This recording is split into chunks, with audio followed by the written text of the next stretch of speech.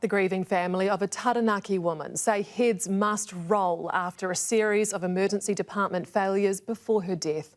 Janelle Tepure died of pneumonia caused by two separate infections at home in July after visiting Hawera Emergency Department twice. An internal Te Whatu Order report shows ED staff made multiple errors in relation to Janelle's care, prompting calls for consequences. Nick Trubridge reports. Bev and Brian Ingram are grieving a daughter they say died of negligence.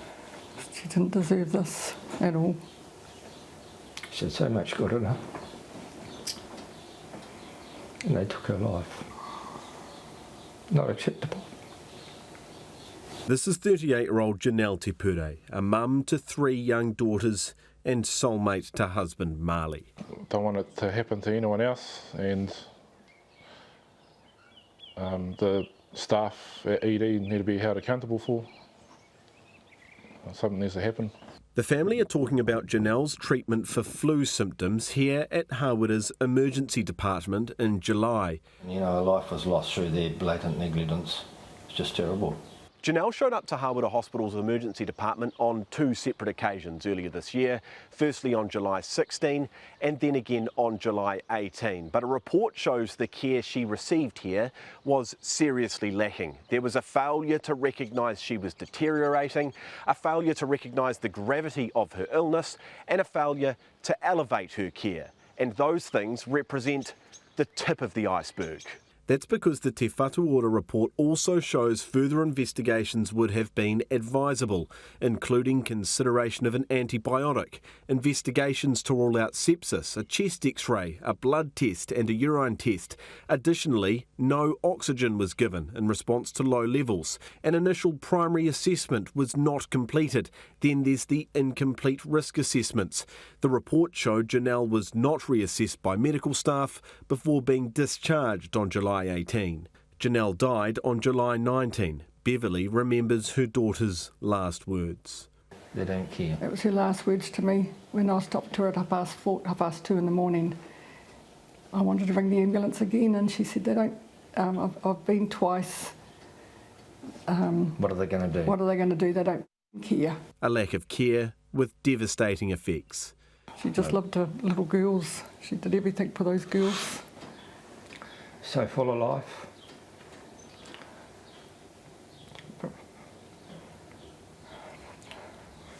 Vibrant, energetic. Would help anybody. Now she's gone. Through neglect. Blatant negligence. Marley was away working when his wife fell ill. He now does half the hours while raising three daughters. The friendliest person you ever meet, you know, bubbly, talk to anyone. You know, anyone can run into at the supermarket and they'll chat for half an hour. Janelle's death has been particularly hard on her eldest daughter, who found her mum dead. She's struggling to sleep, struggling to go to school.